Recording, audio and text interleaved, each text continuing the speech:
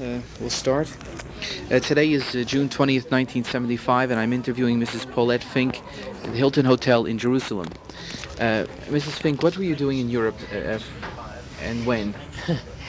I never left Europe before the beginning of 1946 to go to America, so that I was there all along. I was not in Paris all the time, but I was in France. Never moved out of France. And you were born in France? I was born in Paris. Yeah. And we left Paris, of course, at the time of the German occupation of Paris to go into the free zone. But in any event, I had a very global experience because the Nazis finally overran completely France so that there was no more free zone.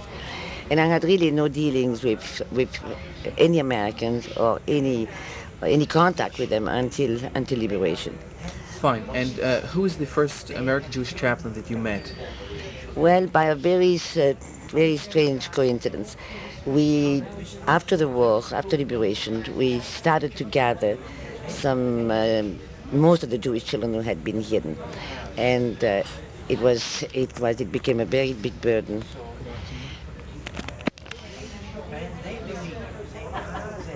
Yeah, we gathered the children who were hidden during the occupation in farms and in convents and who lived all over France that we had placed during the war, and we had kept on hiding. Who's we? We was a group of us who worked in the French resistance.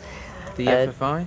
The FFI, well, it was never called the FFI then, The FFI became a very last-minute development when the minute de Gaulle took over and organized a whole unit out of the different groups of the French resistance. I mean, there were 10,000 groups.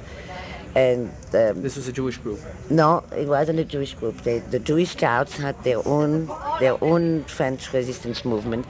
By the way, there is here at Neuville-Land, a very big group. There was a very big group of the boys who had fought in the French underground. Mm-hmm. So they too should know quite a lot about everything that happened then. But I was never connected with them. They had a sort of a camp in the south of France, and because they did tremendous amount of work. But we opened an organization right after the war, which was called OPEJ. It stood in French for Organization for Protection of Jewish Youth. And we started to gather children with us that we requisitioned. And we jumped in when the Nazis left, and without giving the French government time to take them over.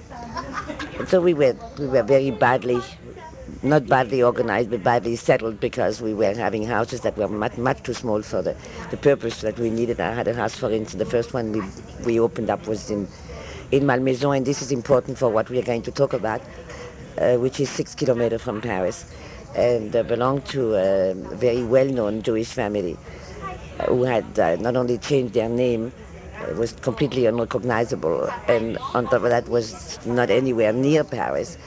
And this house, after having been their own estate, was actually in the Napoleon estate near Paris. They had converted into a house for unwed mothers.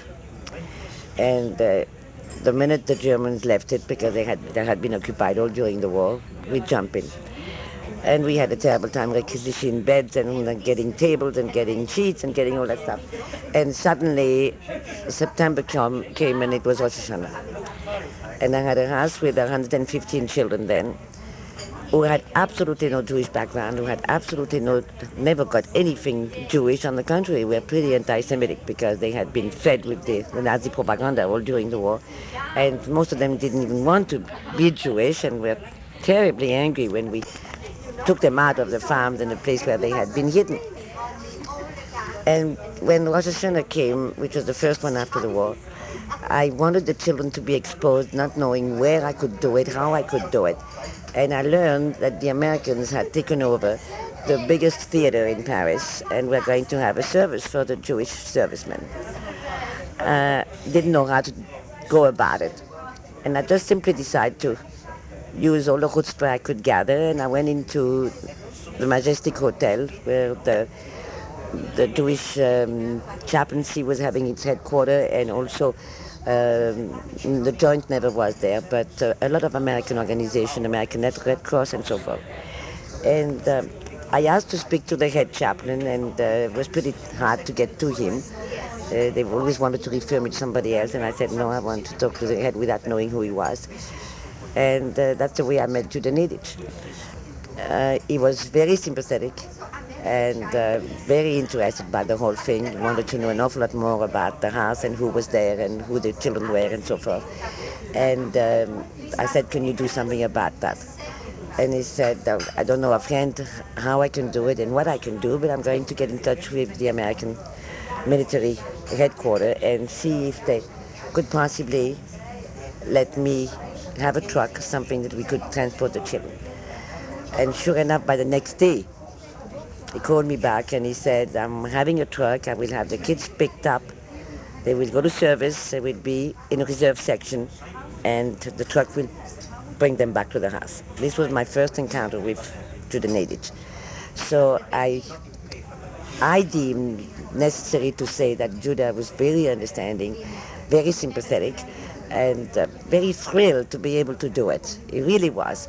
And it was not a question about it. I mean, he never hesitated. The only thing he said, I hope I can get the military headquarters to give me a truck. And that was the only thing. He never said, I have no ways, no means to do it and something. And so that I can only say that my first contact with Judah Nedich was really fabulous.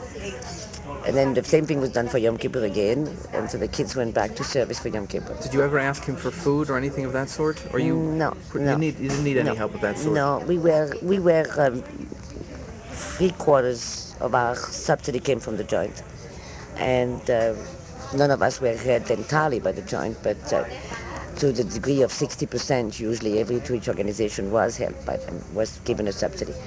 And so the 40% that you had to look for, you were trying to find from people in France who still were left with means, and this is why I came to America at the first place, to try to get sponsors for the children so that I would try to fill the gap between the 60 and 100%.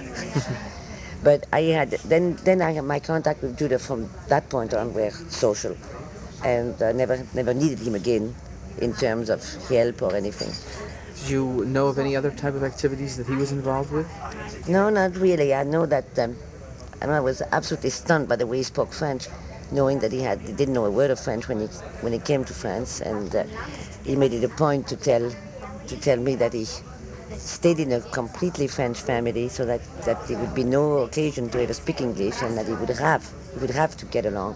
And he gathered in really a marvelous French, and he was able to speak very fluently. So this in terms of any other Jewish aspect of what he did, I really... You don't know? No, I really couldn't tell anything else.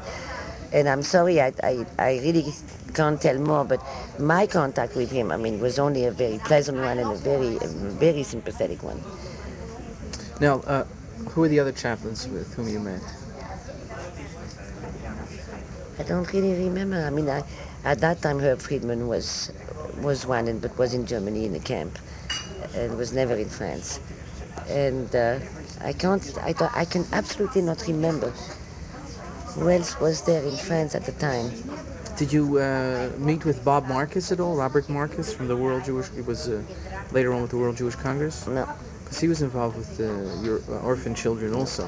Oh, I tell you who else I was involved with, but on an absolutely different count.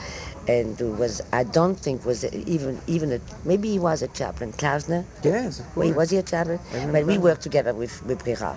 See, so that had nothing to do with the chaplaincy. Well, yes, but this is the whole point, that most of the work that the chaplains did on behalf of the survivors was way beyond their activities of Klausner, I mean, what he was as a rabbi, I'll never know, and I don't want to know. In my book, he was given much too much responsibility when he came back to America. I mean, he wasn't fit to shoulder them. He was too immature for that kind of a thing. As mature as he was in the job he was doing in Europe, he was not fit to take a big pulpit when he came back. And they made the mistake, not him. But Klausner was the type of man that was meant for that work, that was the right person for that work, and did an absolutely outstanding job in driving people out of the camp and into illegal embarkation, illegal work. And I was mixed up with him in many directions. Could you tell me about that? Because we really, he's forgotten a great deal. He remembers a fantastic amount. but he didn't. I don't think he mentioned your name in this connection. But that doesn't mean anything because No, there are a lot of because people we I were find. so many of us were involved, you see.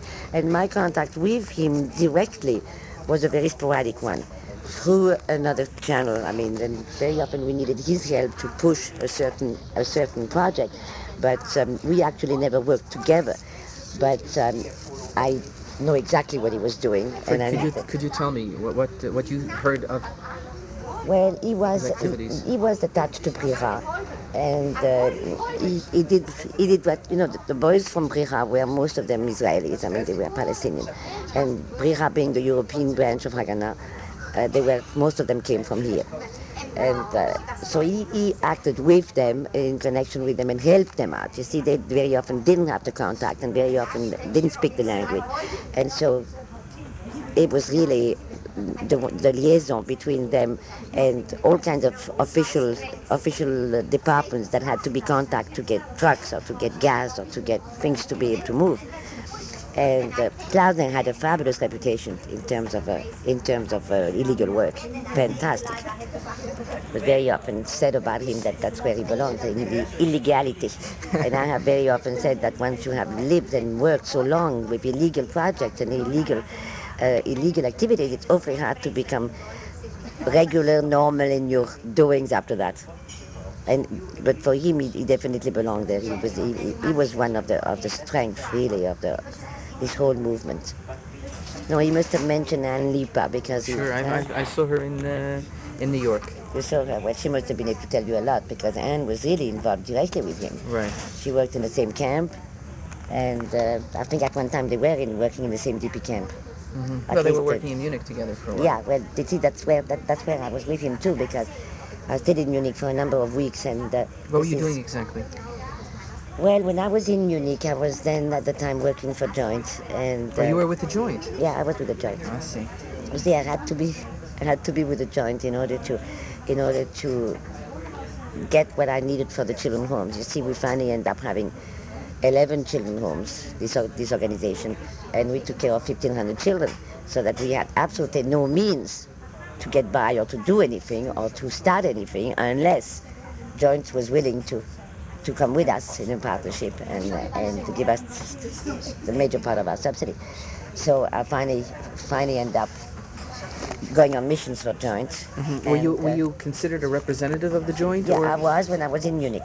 I went to Sam Yeber was at that time the director of Joint, and he's another one that you could spoke to him. Sam was director of Joint then, and I was actually what shall I say, supervising all the operation of Joint there in that area, and from Saint Ottilion to Föhrenwald to Dachau to the whole area. And Klausner was there too, and another guy that I never got hold of since. And what's his name? Yitzhak. That's all I know about him. Yeah, I don't know. That's absolutely all I know. And even Sam Heber doesn't know his last name, and doesn't know, most of the Israelis who work with us work that way. Right. And or under an assumed name or under a false name. And that way was, I think, his first name. And we never got to know who he was actually, and I'm sure he's here somewhere. And it's a real darn thing. There is somebody who could have told you, and who would have been the right person to interview. Unfortunately, he's no more here. He's the one who was the first owner of the Ramat Aviv Hotel, and opened that hotel when he got back here.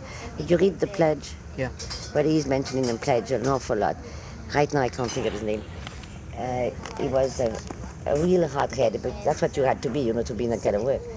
And he was constantly going from Mexico to back to Germany, and if you reread the pledge, I think that you'll find his name. And he knew that Yitzhak very well. Unfortunately, he died a few years ago, so I don't know who else. Was there anything in particular that you can remember about Klausner?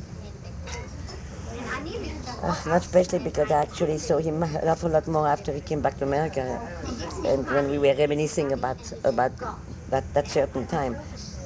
All I can tell you is that for the Israelis and for the boys from Bricha to have the kind of respect and admiration that they had for him, he had worked very hard. but he really helped tremendously in Aliyabet, and he was very involved. Now, what about Rabbi Eugene Lipman? This is much more vague at that time. Is that funny? I can't place where I was in contact with him. I think if I remember correctly, he said he used to wait for a phone call and to know when the trucks were coming in. And years later, he found out that you were the other person on the line. On the other line, at the other end of the line. And we had a very. It might be that happening. It might very well be that when I had my first house in Malmaison, that same one I mentioned before, where the first kids went to the Rosh service, 3 o'clock in the morning one day, I had a very strange happening, which is really a book in itself. I had just received my location from the joint, and my house was filled with money. And I got it on a Friday, so that there was no way for me to deposit it in the bank. And I had that money there in the drawer. And at 3 o'clock in the morning, there was a knock at the front door. It was a big, enormous estate surrounded by a wall in a park. And first you had to ring the doorbell of the gate. And if the gate wasn't locked, then you were coming to the front door immediately. And I hear a knock on the door, and my first thought was, there I go, somebody knew that I got my money from the joint today, and this is it. And all I could think about it, I have 115 children here, what's going to happen? I mean, I'm alone, no marijuana, no nothing, no arms, no nothing to defend myself. And so I had a bedroom on the second floor, and I looked through the window without lights, and I see 3 men knocking at the door. I got terribly scared, really scared, and I had a telephone in my room, and I immediately picked up the phone, called the police, told them to come immediately, that I was in trouble. And I didn't have a flashlight, and I didn't have an outside light. You have to realize what time we are talking about. I mean, this was right after liberation, and everything was very precarious, and normally I'm sure I would have had a light outside. I could have lit those men through, but I couldn't. And when the police came with the searchlight, I saw those 3 guys, and they had khaki uniform, and they were wearing the Palestinian Brigade signal on their sleeve, and I was absolutely petrified. No more petrified, no more panicky about what could have happened to the money that I had in the house, but panicky to have called the police. And absolutely no warning, nothing. Opened the door, finally talked to the police and told them that I was expecting them, and I absolutely didn't expect them that night, and expected them during the day, first of all, and not at all that day. And then, of course, the police questioned the 3 trucks that were outside. They were parked in front of the gate. And so we explained to them that they were sick people from the DP camps that were transported into place of convalescence, and that they were hoping to get the house in which I had the children to put these people in for convalescence. There was no facility in Germany then. Mm-hmm. Well, they accepted my explanation, and this was the end of that story. But the boys who were involved, and I don't know then, again, don't know who they were. There might have been a chaplain among the 3 of them. I don't know, I have no idea. But they had gone through 4 enemy borders, enemy for the Jewish immigration, meaning they had to go through the French, the British, the American, and the regular custom control, immigration control. And they said immediately to me, we can't believe that we come to a Jewish home, and it's a Jewish person who would give us up after we went through hell to get those trucks through those 4 borders. We finally arrived in a so-called secured place, and there we are, you give us up to the police. Now there was a complete mix-up. When I got Jean on the phone, it was a few weeks later. By that time I knew what the whole thing was about. At that time I was absolutely not forewarned, and what I had done was there was a Malmaison 1 and a Malmaison 2. And apparently they had contact Malmaison 2. How do you spell that? M-A? Malmaison. M-A-L-M-A-I-S-O-N. Malmaison 2 knew of their coming, and they happened not to be filled so that they could take them in. And they had 3 trucks with maybe 40 people in each, at least 40. They had double bottom on the trucks, filled with munitions. They were bringing this whole group to Marseille, but they wanted to unload the munitions before they were bringing them down, so that what their aim was to leave these 125 people in my house or the other house, go down to Marseille, unload their trucks, come back empty. They didn't want that to be done in front of them. This is quite a business. So the other house was forewarned, the other house was waiting for them, the other house knew about them coming, but I didn't. So when my contact with Jean later, was on the same count, but then I knew what it was all about, which I see. I had no idea about what they were doing then. And that was really my very first encounter with Brecha. When I worked with Brecha later, it was after this had happened. I didn't know anything about Brecha before. Now, And I can't remember whether I ever saw Jean in person there. his recollection is that not. He says years later you were sitting someplace. At the Hillel office in Seattle. He was director of Hillel in Seattle right after the war. And he said that It was his first post. you were sitting back to back or something, and he You heard heard your my noise. voice, and he said, talk again, because I think That's it. I've heard you That's before. it. It was at a meeting. It was at a meeting in Seattle. I'm sure. Unless maybe it was in New York even before I re-met him in Seattle again. Maybe it was in New York. But I remember so vividly when he was director of Hillel, and that was 27 years ago, something like this. I think it was the first post he got when he came back. Now, were there any other chaplains with whom you worked, either in before this or after this, or in Trapped Brecha? me? Yeah. Or they trapped all of us. It was a matter of the only one who didn't escape is my husband, and they finally got him at the end. But the minute the trapping was around, and then the minute you felt that it was closing in, then you were moving again and turning your name again. It was a constant moving around, constant change of identification, and you were always forewarned. The only ones who could never know were the ones who were picked up in their house in Paris at 5 o'clock in the morning. The ones of us who were working had sufficient information service so that we always knew if we were in danger or if we had to move. Was there anything else you thought would be helpful? That's why I was saying to you on the phone, I don't know how much I can really help you. Well, there isn't enough that I really know. I knew Herb when he was in the camps, but that was Germany. Well, fine. Well, what do you remember Well, about? also not enough, because when I was on that survey in Germany, he was there. Then Herb and I got very involved here in America together. But this was no more. That was the EJA. That was when he first came back, and Morgenthau was the national chairman of UTA, and fell in love with his voice. I think this is really what happened. And chartered a plane, and Morgenthau and him started to go all over the country speaking. Right, tell me about And he wanted a pulpit, and he didn't get the pulpit until this was done, because it couldn't have been possible. So he went to Denver finally, ended up in Denver, and continued to go on talking, speaking all the time when he had that pulpit, which he didn't like.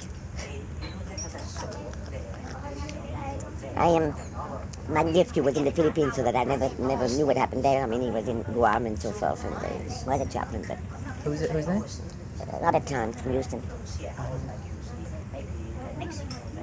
For him, I absolutely couldn't tell what he did or what he didn't do, because... No, well, I'm only interested in the European theater. Yeah, this is why I say I don't Or know. China. The what? Or China. Oh, China, yeah, but this was his side. What he did there. Maybe you could write him. It would be constructive to write him if you want China. Well, I don't know. No, he wasn't in China. I don't know exactly where he was. No, he wasn't in China. There was Alvin Fine, Leon Adler. And it was a couple Joe other Schwartz. Joe Schwartz was in Shanghai. Yeah, for a while. Yeah, but the JDC was Siegel and Margolis. Manny Siegel Yeah, and Laura Margolis, who's now Yarbloom. sure. Yeah. Well, that's about the scope of my research. Yeah, you have most of them so far. You've got. I've most of interviewed them. most of those. Did you talk to Laura here? She really didn't have anything to tell me. No. She didn't remember very much. You see, it's a very tough thing. It's so far off. I've been under pressure now for years to write a book, which I definitely should do. It's ridiculous. And more you wait, and more you forget, and more certain incidents that are very important are completely lost in your memory. And it's a shame that none of us ever kept track of what we did, and that anything happened, so much on the heels of one another. Every happening was immediately succeeded by another one, and unless somebody is there and can remind you of something that happened, it's far away. It's really far away. Or unless you have a group of people who are there and then they can help reconstruct, which is the way I have to approach it. Did you get one? Did you get a group? Well, no, I didn't get a group, but I go around from individuals so that I know You have one enough story contacts. is to reconstruct a very good story, I think, of what took place. But before I forget, I want your address so that we can send you a transcript. Yeah, because the way you wrote me, I don't know how in the world I got it. I really don't know, because it came under UGA, which doesn't exist, you know, there is no UGA. In America as such, I mean, we all are under Federation of Welfare Fund, which is usually the only thing that the mailman would know. But it got to me. I don't have any card or anything that I told But we'll just report it on the tape, and we'll get it. I'll give you one of these, they give you the address, which is better than to try to contact me through it. Okay. It's 3716 Washburn Avenue S, Minneapolis, Minnesota. S is south. Minneapolis, Minnesota 55410. Okay, fine. Thank you very much then.